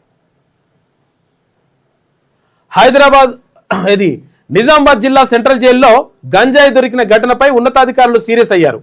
కారాగారంలోకి మాదక ద్రవ్యాలతో పాటు ఇతర మత్తు పదార్థాలు సరఫరా అవుతున్నాయన్న ఆరోపణలపై పూర్తి స్థాయిలో విచారణ జరిపారు. వాస్తవాలు వెలుగులోకి రావడంతో ఒక జైలర్ను సస్పెండ్ చేశారు, మరో జైలర్ని బదులుపై పంపించిరట. సూపరింటెండెంట్కి 4 రోజులు సెలవు పెట్టుకోరు అని చెప్పిరట. చూసుకోయిగా పాపం దళితురాలని పెళ్లికి నిరాకరించడంతో జూనియర్ డాక్టర్ ఆత్మహత్య చేసుకుంది. ప్రేమ పెళ్లి అంటూ ఆమెకు దగ్గరైన ఓ డాక్టరు ఆపై కులం పేరుతో పెళ్లికి నిరాకరించిందట. ఫస్ట్ కులం తెలవలేదారా బాబు? లావణ్య బలవన్ మరణం. సిద్దిపేట మెడికల్ కళాశాలలో హౌస్ సర్జన్ పూర్తి చేసి ప్రభుత్వ జనరల్ ఆసుపత్రిలో ఇంటర్న్షిప్ చేస్తున్నటువంటి జూనియర్ డాక్టర్ బి లావణ్య ఆత్మహత్యకు ప్రేమ వైఫల్యమే కారణమని దర్యాప్తులో పోలీసులు గుర్తించినట. అదే ఆసుపత్రిలో జనరల్ మెడిసిన్ చేస్తున్నటువంటి ఒకడు ప్రేమించినట. వాళ్ళు లాస్ట్కి వస్తే నువ్వు దళితురాలివి, నిన్నెట్లా పెళ్లి చేసుకుంటానన్నట. ఇటువంటి లంగలెక్కలు ఉంటాయి ఒక్కొక్కరి. కానీ నువ్వు కూడా చచ్చిపోడు ఎందుకమ్మా? ఇప్పుడు చచ్చిపోయి వాడు కాకపోతే మునగాడికి ఒకటి దొరకరా ఇక మనుషులు. యాదగిరి దాదాగిరి అట. చూసుకో కానిస్టేబుల్ ఎట్లున్నో లెక్క. హనుమకొండలో పోలీసు వడ్డీల దందా. స్థానికంగా 4 నుంచి 5 రూపాయల వడ్డీలు వసూలు చేస్తారట. ముక్కుపిండి వసూళ్లు. అప్పు తీర్చని ఓ కుటుంబంపై దౌర్జన్యం చేసిండు, ఇంటికి తాళం వేసి దాడి చేసిండట. ఎవరు? కానిస్టేబుల్. వడ్డీ చెల్లించడం లేదని ఓ కుటుంబంపై హెడ్ కానిస్టేబుల్ దౌర్జన్యం చేశాడు. డబ్బులు తీసుకున్న వారి ఇంటికి తాళం వేశాడు. అంతటితో ఆగక ఆ కుటుంబ సభ్యులపై దూషణలు, దాడికి దిగాడు. హనుమకొండలో సోమవారం జరిగిన ఈ ఘటన ఆలస్యంగా వెలుగులోకి వచ్చింది. సుబేదారి సిఐ రంజిత్ బాధిత కుటుంబ సభ్యులు తెలిపినటువంటి వివరాల ప్రకారం అప్పు తీసుకున్న వారి ఇంటి మీద ఇట్లా పోతుండట. యాదగిరి దాదాగిరి చేస్తున్నాడు. హెడ్ కానిస్టేబుల్ అట.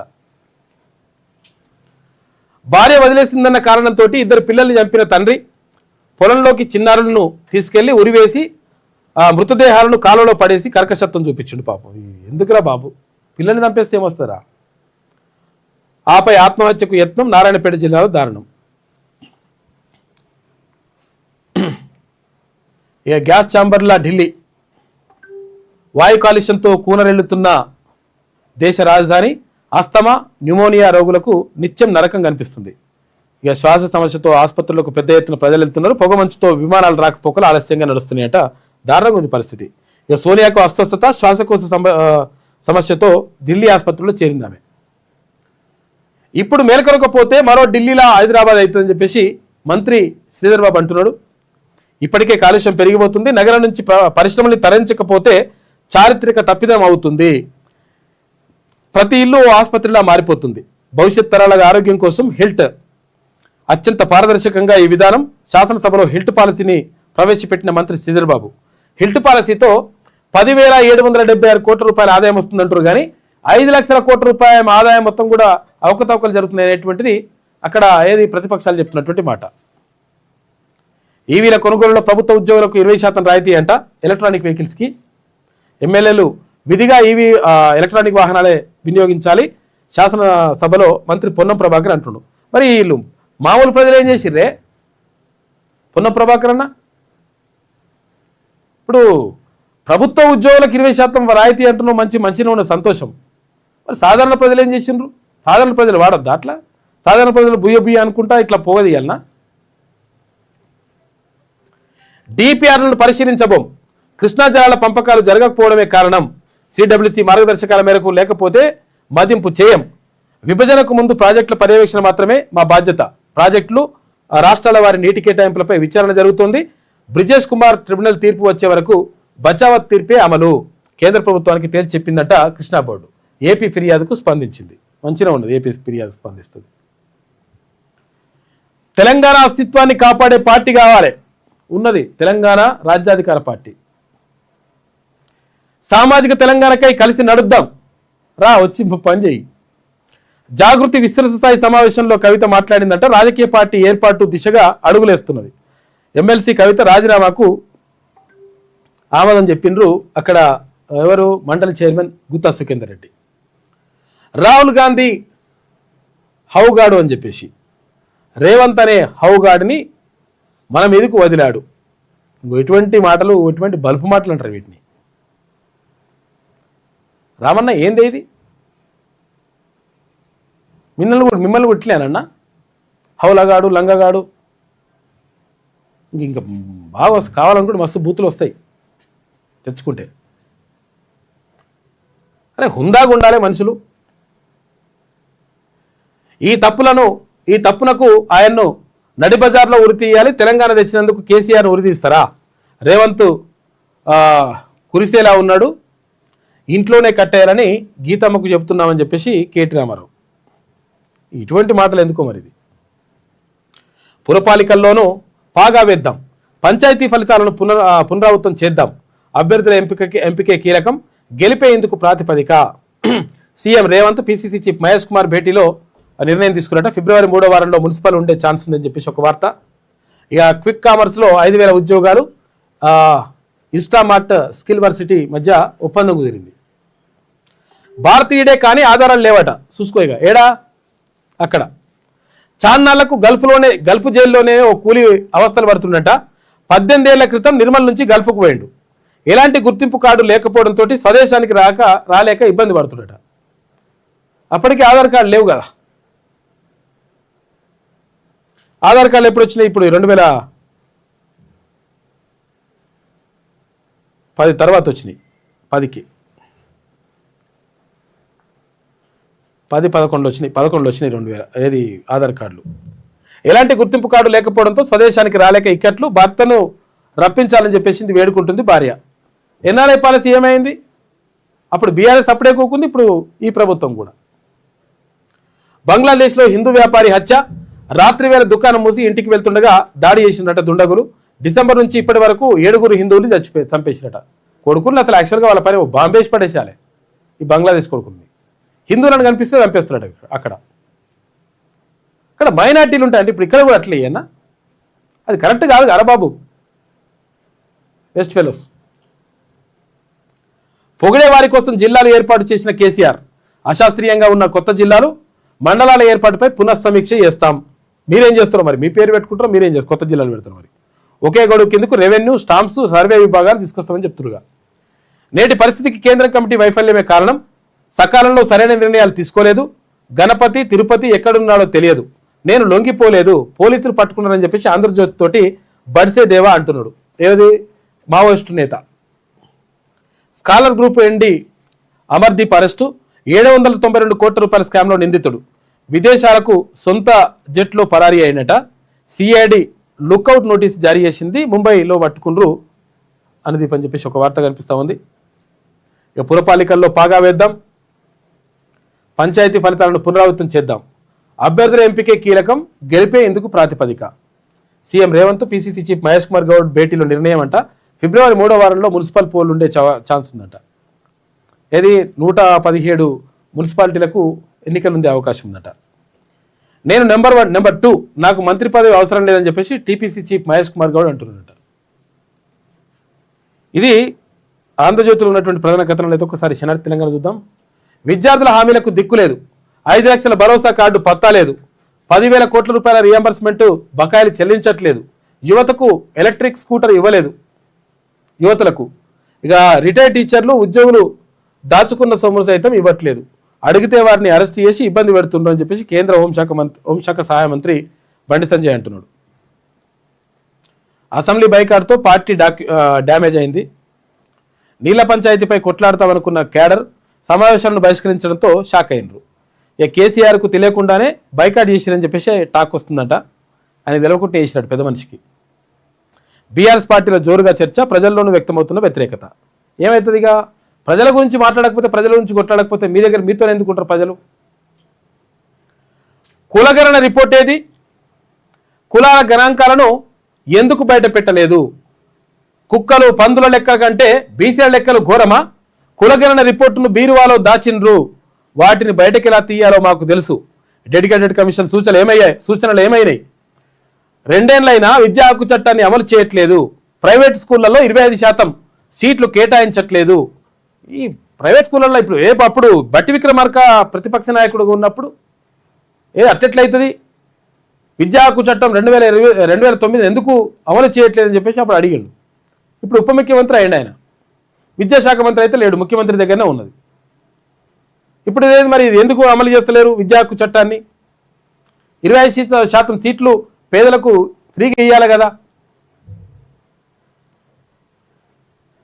జిఎస్టీ పేరుతో ప్రజలను దోపిడీ చేస్తుండ్రు. 1.60 లక్షల కోట్లు పెండింగ్లో ఉండడమే ఆర్థిక దోపిడీకి నిదర్శనం. పన్ను ఎగవేతదారులపై చర్యలు తీసుకోవాలి. శాసన మండలిలో ఎమ్మెల్సీ తీర్మానం వలన నిన్న మాట్లాడాడు. చూసిరు కదా ఇందాక మీరు. అది నేపాల్లో మత ఘర్షణలట. పార్సా జిల్లాలో నిరసనలు ఆందోళనకరం. ఇక జిల్లాలో కర్ఫ్యూ విధించిన అధికారులు. భారత సరిహద్దు మూసివేత, రాకపోకలు నిషేధమట. ఘర్షణల ప్రభావం ఇండియాపై పడకుండా నిర్ణయం. సరిహద్దుల్లో భద్రత మరింత కట్టుదిట్టం. భారత్కు తిరిగి వస్తున్న అక్కడ ఉన్నటువంటి భారతీయులు. భారత పొరుగు దేశమైనటువంటి నేపాల్లో మత ఘర్షణలు తీవ్ర రూపం దాల్చాయి. పర్సా జిల్లాలోని బీర్గంజ్ పట్టణంలో 2 వర్గాల మధ్య చెలరేగిన ఘర్షణలు హింసాత్మకంగా మారడంతో స్థానిక యంత్రాంగం అక్కడ కర్ఫ్యూ విధించిందట. యాక్చువల్గా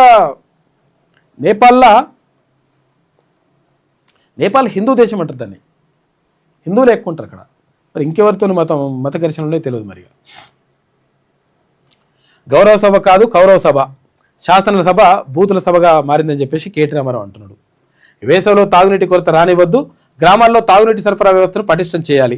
ముందు చూపుతో ప్రణాళికలు రూపొందించాలి. మేడారం మహాజాతరలో తాగునీటి సరఫరాకు ప్రత్యేక చర్యలు తీసుకుంటున్నాం. ఇందుకోసం ఏర్పాట్లు చేయాలని అధికారులకు మంత్రి సీతక్క ఆదేశాలు జారీ చేసిందట. గ్రామీణ తాగునీటి సరఫరాపై సమీక్ష నిర్వహించింది. 5వ రోజు మూసేసిరు. అయిపోయింది. ఇక నిరవధిక వాయిదా పడ్డది. హిల్ట్ పాలసీ, తెలంగాణ రైజింగ్పై చర్చ. ఎలక్ట్రిక్ వెహికల్స్ పాలసీపై బీజేపీ ప్రశ్నలు. ఛార్జింగ్ స్టేషన్లు ఏర్పాటు చేయాలని డిమాండ్. రాష్ట్ర వ్యాప్తంగా 875 ఎలక్ట్రిక్ బస్సులు నడుస్తున్నాయి అని చెప్పేసి మంత్రి పొన్నం ప్రభాకర్ అంటున్నాడు. ప్రభుత్వ ఉద్యోగులందరికీ ₹1 ప్రమాద బీమా రానున్న రోజుల్లో రాష్ట్ర వ్యాప్తంగా అమలుకు చేస్తామని చెప్పేసి బట్టి విక్రమార్క అంటుంటే త్వరలోనే జిల్లా పునర్వ్యవస్థీకరణ అని పొనుగులేటి శ్రీనివాసరెడ్డి. ఎమ్మెల్యేల ప్రశ్నలకు మంత్రులు సమాధానం చెప్పినట. ఇక యూపీలో 2,89,00,000 ఓటర్లు తొలగించారు. ఏది దాని కింద కింద ఆదివారమే కేంద్రం పద్దు.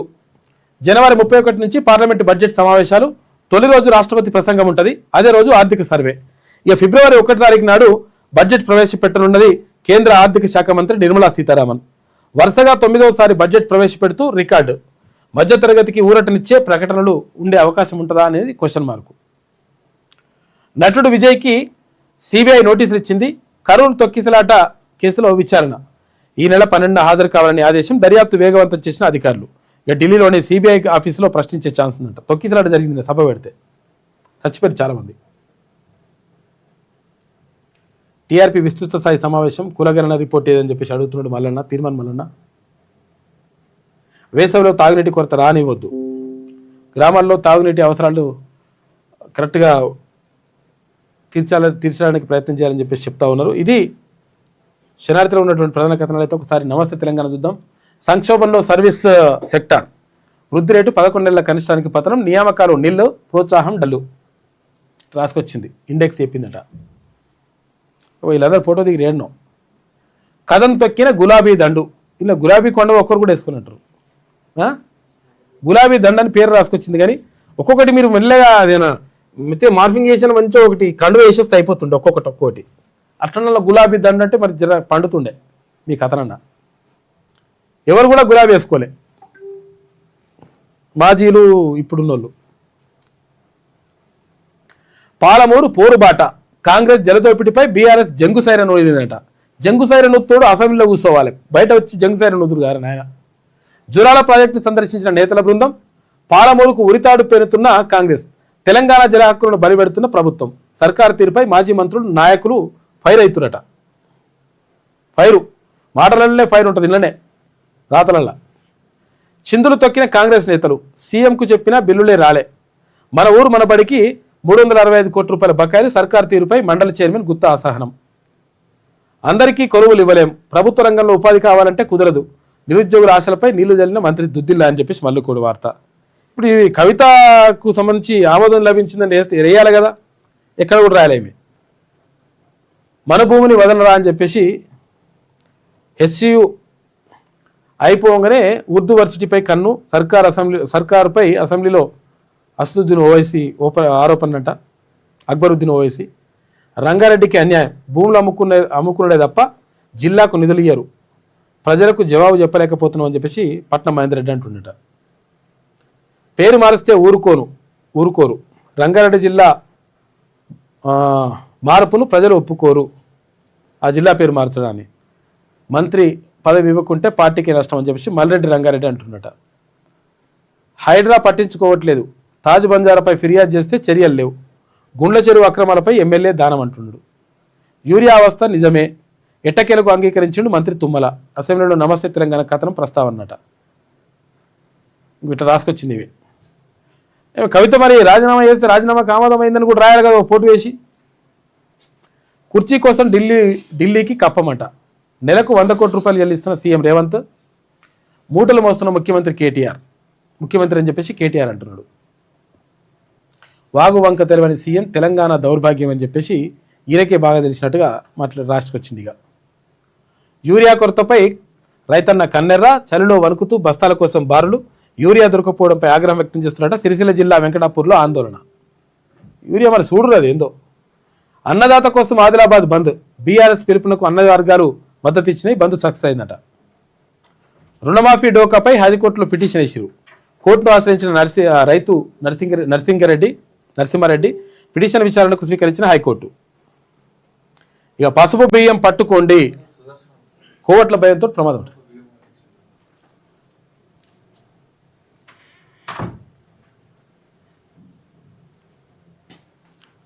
ఇది తర్వాత అన్ని జిల్లాల్లో కూడా చేరికల పరంపర కొనసాగుతూ ఉంది తెలంగాణ రాజ్యాధికార పార్టీలో. దానికి సంబంధించి ఒకసారి మనం చూద్దాం.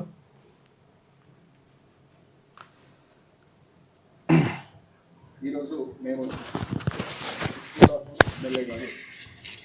వివేకానంద గౌడ్ గారి ఇంటికి రావడం జరిగింది.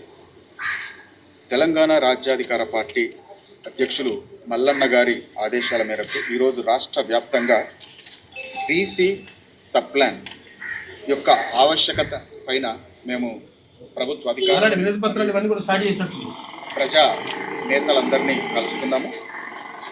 ఈ సందర్భంగా ఎస్సీలకు మరియు ఎస్టీలకు ఎలాగైతే సబ్ప్లాన్ ఉందో మరి బీసీలకు కూడా సబ్ప్లాన్ ఉండాల్సిన ఆవశ్యకత ఎంతుందనేది లెక్కలతో సహా మా పార్టీ అధ్యక్షులు తీన్మార్ మల్లన్న గారు కౌన్సిల్లో క్లియర్గా చెప్పడం జరిగింది. మరి 7 దశాబ్దాలుగా చూసినట్టయితే 7 దశాబ్దాలుగా 60% ఉన్న బీసీలు ఓటర్లు అయిపోయినారు తప్ప వారి కోసం బడ్జెట్లో పెద్ద పెద్ద నంబర్లు చెప్పి ఇన్ని వేల కోట్లు అన్ని వేల కోట్లు ఇస్తున్నామని చెప్పేసి మళ్ళీ సంవత్సరం తిరిగిన తర్వాత చూస్తే దాంట్లోకి వెళ్ళి ఒక 20% 30% మాత్రమే ఖర్చు పెట్టి మిగతా డబ్బులన్నీ వారి యొక్క వ్యక్తిగత ప్రణాళికలకు, వారి యొక్క రకరకాల ప్రాజెక్టులకు బీసీల డబ్బుల్ని వాడుకుంటూ చెప్పేది 1000 కోట్లు ఇచ్చేది 100 కోట్లు, మరి మిగతా డబ్బులన్నీ వాడుకుంటూ దశాబ్దాలుగా బీసీలకు లెక్కలేని అన్యాయం చేస్తున్నారు. దానివల్ల కేవలం కేటాయింపులకే పరిమితమైన ఈ పాలకులు ఎటువంటి ఖర్చులు పెట్టకపోవడం వల్ల సంవత్సరాలు గడుస్తున్నాయి తప్ప బీసీల జీవితాలు మాత్రం మారడం లేదు.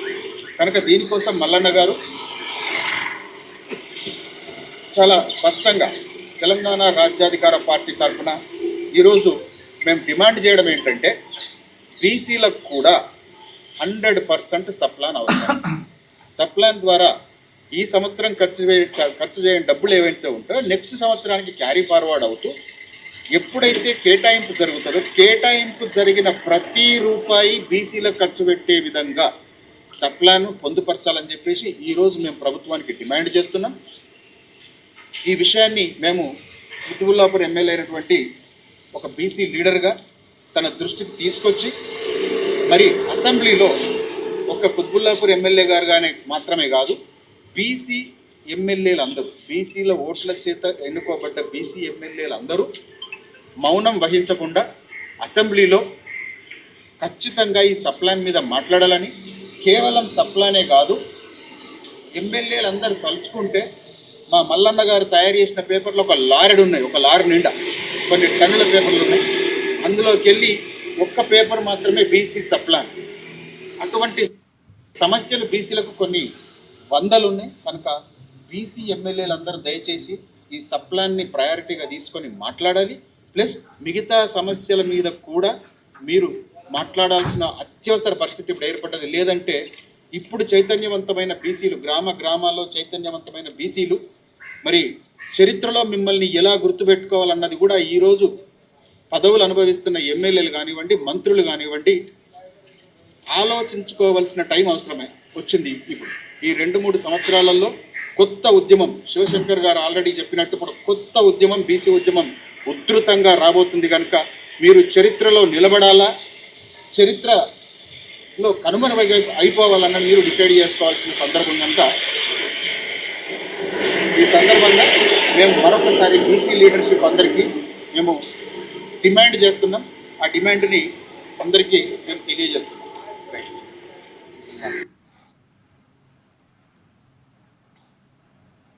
ఈరోజు మా టీఆర్పీ అధ్యక్షులు తీన్మార్ మల్లన్న గారు ఇచ్చినటువంటి పిలుపు మేరకు ఈరోజు కుత్బులాపూర్ వివేకానంద ఎమ్మెల్యే వివేకానంద ఇంటి దగ్గర ఆఫీస్ దగ్గర ఉండడం జరిగింది. మొత్తానికైతే ఇప్పటి వరకు దశాబ్దాలుగా అయితే బీసీలకు అన్యాయం జరిగిందని చెప్పేసి మల్లన్న గారు అయితే ఎప్పటి నుంచో పోరాడుతున్నాడు. మొత్తానికైతే బడ్జెట్లో ఇప్పుడు 2014 నుంచి ఇప్పటి వరకు బడ్జెట్లో అయితే మొత్తానికైతే బీసీలకైతే తీవ్రంగా అన్యాయం జరిగింది. వాళ్ళు కనీసం 20% కూడా వాళ్ళకి పేరుకి మాత్రం కొండంత బడ్జెట్ పెట్టి గోరంతా కూడా మా బీసీలకు పెట్టడం లేదని చెప్పేసి దీనిపైన కానీ ఒక్కరు కూడా అసెంబ్లీలో మాట్లాడినట్టుగా కనబడతలేదు. కానీ పేరుకు మాత్రం అయితే బీసీలకు ఇంత ఇస్తున్నాం, 5,000 కోట్లు 6,000 కోట్లు ఇస్తున్నాం అని చెప్పేసి ఇక్కడ మాకు బీసీలకు మొత్తానికి ఒక 1,000 కోట్లు కూడా కాదు ఇవ్వడం లేదు. కానీ ఇక్కడ ఉన్నటువంటి బీసీ ఎమ్మెల్యేలు కూడా దానిపైన మాట్లాడలేదు. ఈరోజు తీర్మాన గారు మల్లన్న గారు మాట్లాడుతున్నప్పుడు ఇది టీఆర్పీ పార్టీ తీర్మానం మల్లన్న అని చెప్పి చూస్తున్నారు తప్ప బీసీల కోసం ఆలోచించట్లేదు. ఇప్పటి వరకు ఒక ఎమ్మెల్యే కూడా కరెక్ట్ ఆలోచించండి. తీర్మాన మల్లన్న గారు చేస్తున్న ఉద్యమము మన బీసీలు అందరి కోసం, ఇది తీర్మాన మల్లన్న గారి కోసము టీఆర్పీ పార్టీ కోసం అని కాకుండా మన అందరి కోసం ఆలోచించాలి. ఎందుకంటే ఈరోజు పెట్టినటువంటి బడ్జెట్లో ఇప్పటి వరకు ఈ లెక్కలు ఏ ఎమ్మెల్యే కూడా తెలియదు. తీర్మాన మల్లన్న గారు బయట పెడుతుంటే మేము ఒక్కొక్కరం ఇంత అన్యాయం జరిగింది అంటున్నాం. అంటే శాసనసభ్యుల్లో ఉన్నటువంటి ఎమ్మెల్యే కూడా ఇంత అవగాహన లేదని మనకు అర్థమైపోతుంది. దీనిపైన ప్రతి ఒక్క ఎమ్మెల్యే కూడా ఇప్పుడు మేము ఇక్కడ కుతుబ్లాపూర్లో ఇచ్చిన రాష్ట్ర వ్యాప్తంగా అందరు ఎమ్మెల్యేల దగ్గర కూడా మేము పత్రాలు ఇస్తున్నాం. వాళ్ళు అసెంబ్లీలో దీనిపైన గలమెత్తి మన బీసీలో జరుగుతున్నటువంటి అన్యాయం పైన వాళ్ళు ప్రశ్నించినట్లయితే రేపు మీ నియోజకవర్గాలలో మీరు ఓట్లు అడగడానికి వెళ్ళినప్పుడు బీసీని మిమ్మల్ని కనీసమైన మా కోసం పోరాడండి అని చెప్పేసి అనుకుంటారు. లేదంటే భవిష్యత్తులో మీకు అనేది మీరు గెలిచే అవకాశం ఉండదు. కాబట్టి మీకు ఒక మంచి అవకాశం వచ్చింది.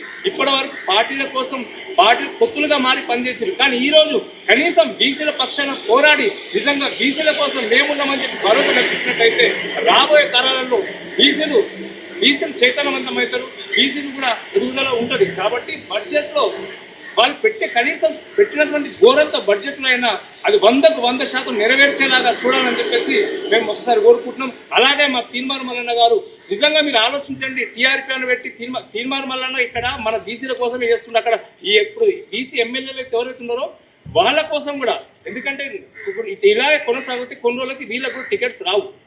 మన కోసం మన అందరి భవిష్యత్తు కోసం పనిచేస్తున్నారు. కాబట్టి ఒక్కసారి మైండ్ పెట్టి ఆలోచించి బీసీల పక్షాన బీసీ బిడ్డల కోసం పనిచేయాలని చెప్పేసి నేను కోరుకుంటున్నాను.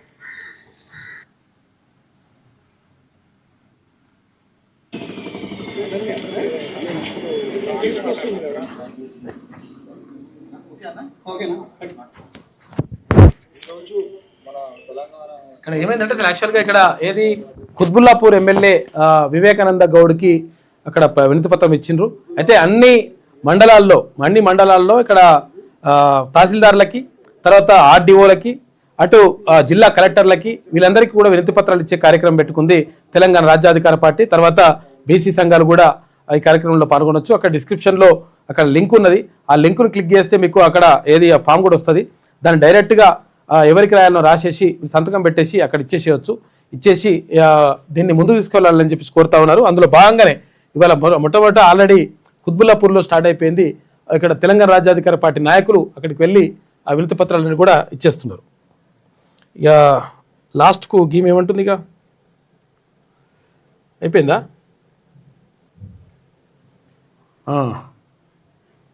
ఇక కుర్చీ కోసం ఢిల్లీకి కప్పమట. నెలకు 100 కోట్ల రూపాయలు చెల్లిస్తున్న సీఎం రేవంత్ మూటలు మోస్తున్న ముఖ్యమంత్రి అని చెప్పేసి కేటీఆర్ అంటున్నాడు. ఇక ఇట్లా నడుస్తూ ఉంది. అన్నదాత కోసం ఆదిలాబాద్ బంద్ అంట. బీఆర్ఎస్ పిలుపునకు అన్ని వర్గాలు మద్దతు ఇచ్చినాయని ఒకటి. ఇక జీఎస్టీ ఎగవేత కేసులో కాంగ్రెస్ నేత అరెస్టు. 28.24 కోట్ల రూపాయలు ఎగవేత. కాంగ్రెస్ బాల్కొండ నియోజకవర్గ ఇన్ఛార్జ్ సునీల్ అరెస్ట్ అంట. ట్రిలియన్ లీడ్ ఫ్యాక్టరీ లిమిటెడ్ ఎండి చేతన్ కూడా అరెస్ట్ చేసిండ్రు. వచ్చే నెలలో మున్సిపల్ ఎలక్షన్లు ఉంటాయి. వచ్చే నెలలో పసుపు బియ్యం పట్టుకోండి, కోవట్టుల భయంతో ప్రమాణం చేస్తున్న మైనంపల్లి అంట. కొత్త సర్పంచులు నాయకులకు షాకు. ఇంటికి వచ్చి వారికి పసుపు కలిపిన బియ్యం చేతుల్లో పెడుతున్న కాంగ్రెస్ నేత. హరీష్ రావు కోవట్లం కాదంటూ ప్రమాణం చేయించాల్సిందిగా ఒత్తిడి. ఆయనకి ఇది అలవాటేనని చెప్పేసి అనుచరులు అంటారట. రుణమాఫీ డోకాపై హైకోర్టులో పిటిషన్. ఇక కోర్టును ఆశ్రయించిన రైతు నరసింహారెడ్డి పిటిషన్ విచారణకు స్వీకరించిందట హైకోర్టు. రుణమాఫీ అమలు వివరాలు ఇవ్వాలంటూ రాష్ట్ర ప్రభుత్వానికి ఆదేశాలు జారీ చేసిందని ఒక వార్త కనిపిస్తూ ఉంది. ఇది కథం దొక్కిన గులాబీ దళం అంటే దండు అంటే ఇక్కడ గులాబీ కండు ఒక్కరు కూడా వేసుకోలేదు. గిట్లున్నది కథ, గులాబీ కథ గట్లున్నది. ఏది ఏమైనప్పటికీ ఇక్కడ బీసీలకు జరుగుతున్నటువంటి అన్యాయం పైన 100% కథం తొక్కాల్సిన అవసరం ఉన్నది. నిజంగా ఏంటంటే యాక్చువల్గా ఇప్పుడు ఈ తహసీల్దార్లకు కానీ, అటు ఆర్డీఓలకి, ఇటు కలెక్టర్లకి, లేదంటే స్థానిక ఎమ్మెల్యేలకు ఈ వినతి పత్రాలు ఇవ్వాలని చెప్పేసి తెలంగాణ రాజ్యాధికార పార్టీ నిర్ణయించింది. తెలంగాణ రాజ్యాధికార పార్టీ నాయకులు, కార్యకర్తలు, తర్వాత ఇక్కడ బీసీ నాయకులు ఈ కార్యక్రమంలో పాల్గొనాలని చెప్పేసి కోరుతా ఉన్నారు. విషయం ఏంటంటే ఇక్కడ డిస్క్రిప్షన్లో అది కూడా ఆ ఫామ్ కూడా ఉన్నది. ఆ ఫామ్ను జస్ట్ డౌన్లోడ్ చేసేసి ప్రింట్అవుట్ తీసుకొని డైరెక్ట్ మీరు ఇచ్చేసుకోవచ్చు. ఇచ్చేస్తే అక్కడ ఇది జరిగిపోతుంది. దానికి సంబంధించినటువంటి వివరాలు కూడా అంటే ఇప్పుడు ఇందాక కుత్బుల్లాపూర్ ఎమ్మెల్యేకు ఇచ్చినట్టుగానే అంతా కూడా రాష్ట్ర వ్యాప్తంగా ఇవ్వాలని చెప్పేసి వాళ్ళు కోరుతా ఉన్నారు. సోదరులారా, ఒక కీలకమైనటువంటి విషయం